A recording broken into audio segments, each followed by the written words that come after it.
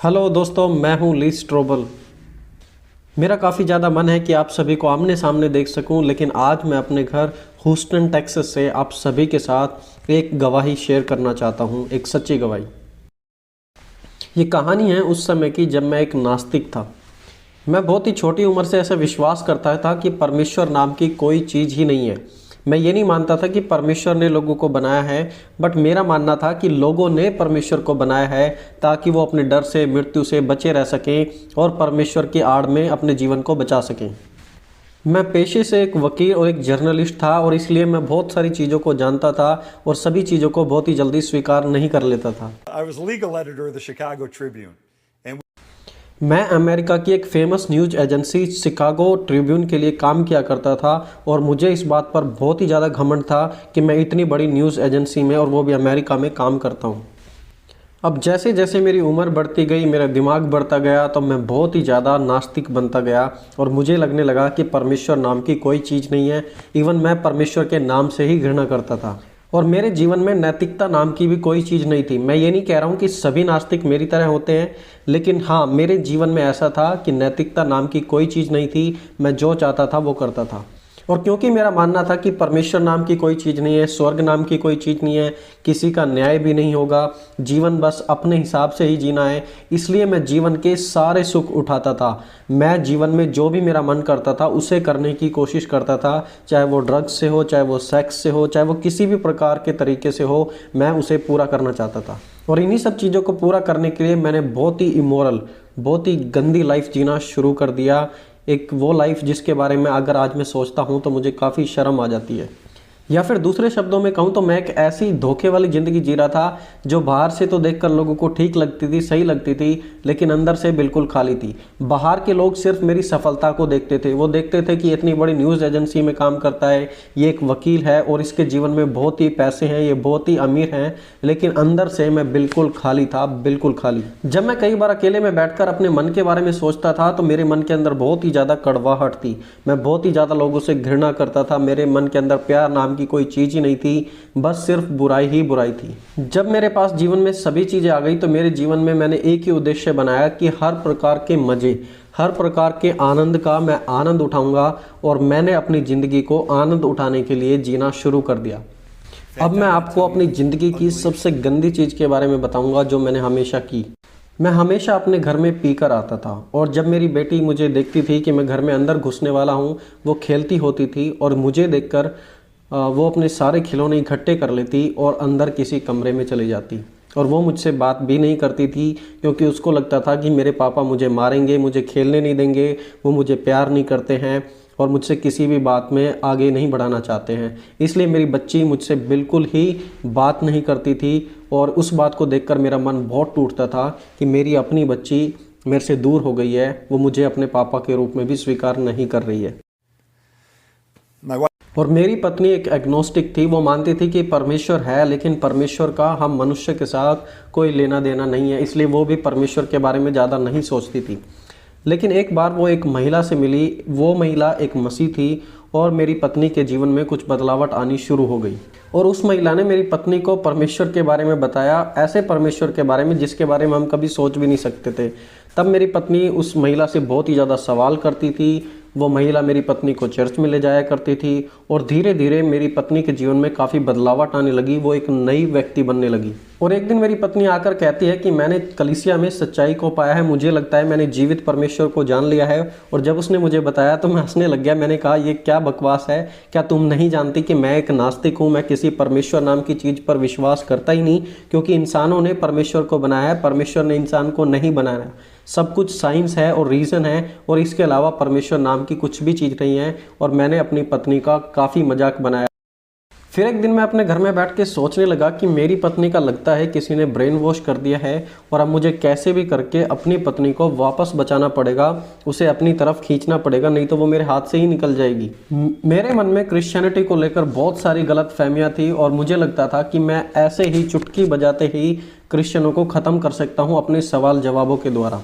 तो एक बार मैंने अपनी पत्नी से पूछा कि क्रिश्चियन लोग बोलते हैं कि यीशु मसीह मरा और मरने के 3 दिन बाद जी उठा, और मैं उसका मजाक बनाने लगा। मैंने कहा ऐसा तो कभी हो ही नहीं सकता कि कोई मरने के बाद जी उठे, क्योंकि मैं तो खुद एक जर्नलिस्ट हूँ, मैं खुद न्यूज़ बनाता हूँ, तो मैंने काफ़ी सारी डेड बॉडी देखी हैं और कभी कोई दोबारा उठ के वापस नहीं आया है। लेकिन तुम कहते हो कि तुम्हारा यीशु उठकर वापस आ चुका है, ऐसा कैसे हुआ? लेकिन मेरी पत्नी ने कहा कि हाँ ऐसा हो गया है और मैं ऐसा विश्वास करती हूँ। तो मैंने अपनी पत्नी को चैलेंज किया कि मैं 1 हफ्ते के अंदर ऐसी रिपोर्ट बनाऊंगा, ऐसी जांच पड़ताल करूंगा जिससे मैं तुम्हारे सामने इस बात को साबित कर सकूं कि यीशु मसीह कभी मुर्दों में से जी नहीं उठा और कोई भी मरने के बाद नहीं जी उठ सकता। ऐसा करने का मेरा मेन उद्देश्य यही था कि मैं अपनी पत्नी को और बाकी लोगों को दिखा सकूं कि जो क्रिश्चियनिटी है एक झूठ है और झूठ के नाम पर लोगों को फंसाया जा रहा है। मैं इस बात को प्रूव करना चाह रहा था।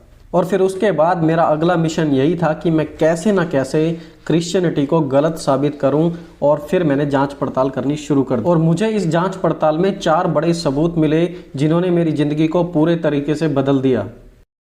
और मैं ये नहीं जानता था कि मैं कितनी बड़ी मूर्खता कर रहा हूँ कि मैं परमेश्वर को गलत साबित करने की कोशिश कर रहा था। और जब मैंने जांच पड़ताल करनी शुरू करी तो मुझे एक भी सबूत नहीं मिला जो कहता हो कि यीशु क्रूस पर नहीं मरा। इवन जब मैंने रोमियो के कोड़ों के बारे में कि रोमी लोगों को कैसे मारते थे, जब मैंने इन सब ऐतिहासिक चीज़ों को पढ़ा तो मैं इन्हें पढ़कर हैरान हो गया कि कोई भी कभी रोम के कोड़े खाने के बाद कभी कोई जीवित नहीं रह सकता था। तो यीशु का भी जीवित रहना प्रैक्टिकली पॉसिबल नहीं था। और मैंने बहुत सारे सबूतों को ढूंढने की कोशिश की जो कहते हो कि यीशु नहीं मरा, वो दूसरी जगह भाग गया था या फिर बच गया था, लेकिन मुझे एक भी वैलिड और सॉलिड सबूत नहीं मिला। मैंने पाया कि सिर्फ नया नियम ही यीशु की मौत के बारे में बात नहीं करती, बट ऐतिहासिक तौर पर बहुत सारे ऐसे सबूत हैं जैसे कि जोसेफस के लेख और बाकी इतिहासकारों के लेख जो इस बात को साबित करते हैं कि यीशु मसीह सचमुच क्रूस पर मरे थे। और सबसे बड़ा झटका तो मुझे तब लगा जब मैंने खुद अपने ही एक नास्तिक व्यक्ति के किताब से पढ़ा। गैरी ल्यूडमैन जो कि एक नास्तिक लेखक हैं, उन्होंने लिखा कि यीशु की मौत के सबूत इतने हैं कि कोई भी इस बात को रिजेक्ट नहीं कर सकता है। और जब मैंने उस बात को पढ़ा तो मैं बिल्कुल हैरान हो गया कि आखिरकार मैं किसके विरुद्ध जाने की कोशिश कर रहा हूँ। और जब मैंने इतिहास पढ़ना शुरू किया तो मुझे पता लगा कि यीशु अपनी मृत्यु के बाद 500 से भी ज़्यादा लोगों के ऊपर अपीयर हुए थे। अपने चेलों के साथ उन्होंने भोजन किया था और अपने चेलों के साथ घूमे फिरे थे। और ऐतिहासिक तौर पर भी मैंने इन सबूतों को बिल्कुल पुख्ता पाया और मेरी हैरानी ज़्यादा ही बढ़ती जा रही थी उस समय तक। और इसके बाद मैं अगली बात की तरफ बढ़ा और मैंने बाइबल में पढ़ा था कि सिपाही आकर कह रहे थे कि यीशु के चेलों ने उसकी बॉडी को चुरा लिया। और मैंने कहा बस यही है कि यीशु मसीह जिंदा नहीं हुए थे बल्कि उनके शरीर को चुरा लिया था और सिपाहियों ने इसीलिए आकर उस बात को बताया।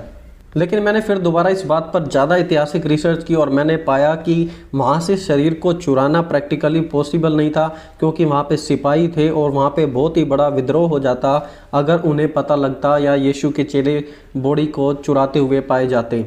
तो ऐसा करना भी पॉसिबल नहीं था।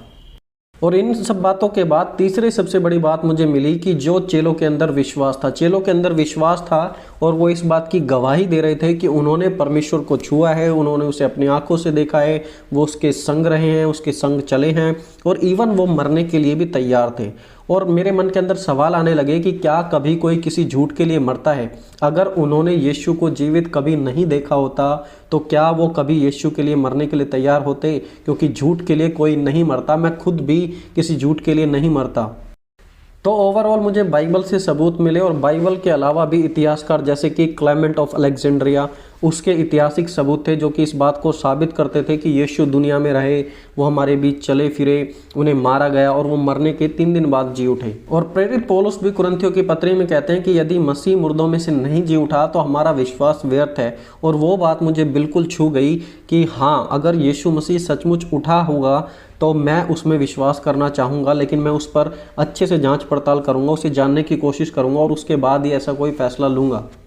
मैंने अपनी पत्नी को कहा था कि मैं 1 हफ्ते में तुम्हारे यीशु को गलत साबित कर दूंगा, लेकिन यीशु के बारे में जांच पड़ताल रिसर्च करते हुए मुझे 1 साल और 9 महीने बीत गए और मुझे लगातार सबूत ही सबूत मिलते गए जिनका मैं कभी इनकार नहीं कर सकता था। और फिर मेरी पत्नी ने मुझे एक दिन कलीसिया ले जाने के लिए मजबूर किया। मैं वहाँ पे गया, पासवान क्या प्रचार कर रहा था मुझे कुछ भी समझ नहीं आया, लेकिन मैं चुपचाप अपने घर वापस आ गया।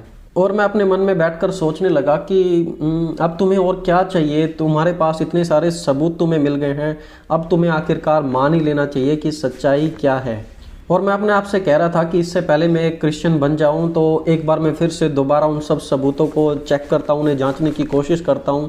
और फिर मैंने ऐसे किया, और जो मैंने 1 साल 9 महीने में सबूत इकट्ठे किए थे उन्हें देखकर मैं हैरान हो गया, और मुझे पता लग गया कि मेरा नास्तिक बनना एक बहुत ही बड़ी गलती थी। लेकिन अब मुझे सच्चे परमेश्वर, जीवित परमेश्वर जिसके सबूत भी हैं, जिसे मैं प्रूव भी कर सकता हूँ, मुझे उसके सामने आने चाहिए। मेरा नास्तिकता में विश्वास काफ़ी घट गया और मैं परमेश्वर के विश्वास में काफ़ी ज़्यादा ऊपर आने लगा। और फिर मुझे पूरा विश्वास हो गया कि यीशु ने सिर्फ दावा ही नहीं किया कि वो परमेश्वर का पुत्र है, लेकिन उसने परमेश्वर के पुत्र जैसे काम कर कर दिखाया। उसने सिर्फ कहा ही नहीं, बल्कि उन्होंने करके दिखाया।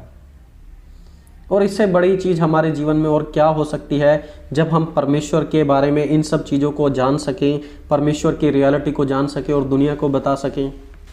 और जब मैं इन सब बातों के बारे में सोच ही रहा था, उसी समय मेरी पत्नी ने मुझे बाइबल की एक आयत बताई, यूहन्ना 1 अध्याय उसका 12 वचन। और वहाँ पे लिखा है कि जितनों ने उसे ग्रहण किया उन सबको उसने परमेश्वर के पुत्र और पुत्री होने का अधिकार दिया। जी हाँ, पुत्र और पुत्री होने का अधिकार दिया। और तब मुझे जीवन का असली फंडा समझ में आया कि विश्वास करो और उसे स्वीकार करो। विश्वास करना और परमेश्वर को स्वीकार करने से हम परमेश्वर की संतान बन जाते हैं। और तब मैंने फैसला लिया और मैं उसी समय अपने घुटनों पर आ गया और मैंने कहा कि हाँ प्रभु, आज मैं आप में विश्वास करूँगा और मैं आपको स्वीकार भी करूँगा अगर आप मुझे सचमुच अपने बेटे बना लेंगे तो। मैंने अपने सभी पापों को परमेश्वर के सामने अंगीकार किया। मैंने परमेश्वर को बताया कि प्रभु, मैंने अपने जीवन भर में इतने सारे पाप किए हैं, सिर्फ और सिर्फ जीवन का आनंद उठाने के बारे में सोचा है, ना कभी अपनी पत्नी के बारे में चिंता की, ना कभी अपनी बेटी के बारे में। लेकिन प्लीज़ आप मुझे माफ़ करें और अब आप मुझे स्वीकार कर लें। और कुछ ही समय में देखते ही देखते मेरा जीवन पूरे तरीके से बदल गया। मेरा करैक्टर बदल गया, मेरा बिहेवियर बदल गया। मेरी पत्नी मुझे प्यार करने लगी, मेरी बच्ची मुझसे ज़्यादा प्यार करने लगी। लोग मुझे देखते थे तो उन्हें कुछ अजीब ही, अलग ही कोई चमक मेरे जीवन में महसूस होती थी। लोगों को ओवरऑल काफ़ी ज़्यादा बदलावट मेरे जीवन में दिखाई दी और मैं भी इसके बारे में ज़्यादा नहीं जानता था, लेकिन लोग ऐसा बोलते थे। दोस्तों, परमेश्वर ने सिर्फ मुझे सबूत ही नहीं दिए, मेरी रिसर्च में मदद ही नहीं की, लेकिन मेरे जीवन को, मेरे करैक्टर को, मेरे बिहेवियर को, मेरी पत्नी को, मेरी पत्नी के करैक्टर को, मेरी बच्ची को, हमारे परिवार को चंगाई दी, हमें विश्वास में बढ़ाया और हमारे जीवन को, जो कि एक नर्क की ओर जा रहा था, नास्तिकता में फंसा जा रहा था, हम उससे निकलकर परमेश्वर की रोशनी में आ गए। और हमारी यात्रा यहीं पे ख़त्म नहीं हुई, लेकिन परमेश्वर ने हमें बड़े अनोखे तरीके से इस्तेमाल कर दिया। उसके बाद परमेश्वर ने मुझे कुछ किताबें लिखने के लिए उत्साहित किया, जैसे कि the case for faith, the case for Christ, जो कि अमेरिका की सबसे बेस्ट सेलिंग बुक थी, अमेरिका में सबसे ज़्यादा बिकने वाली किताब बन गई और दुनिया भर में उसे पढ़ा जाने लगा। आज भी उस किताब के नाम पर बहुत सारे रिकॉर्ड हैं और वर्ल्ड रिकॉर्ड भी हैं।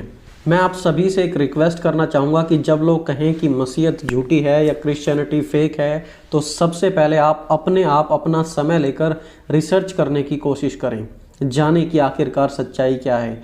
और परमेश्वर आपकी मदद करेंगे। जैसी परमेश्वर ने मेरी मदद की, मुझे बदल दिया, वैसे ही परमेश्वर आपको भी बदल देंगे और आपके परिवार को भी बदल देंगे। जस्ट परमेश्वर के साथ आगे बढ़ते जाएं आप।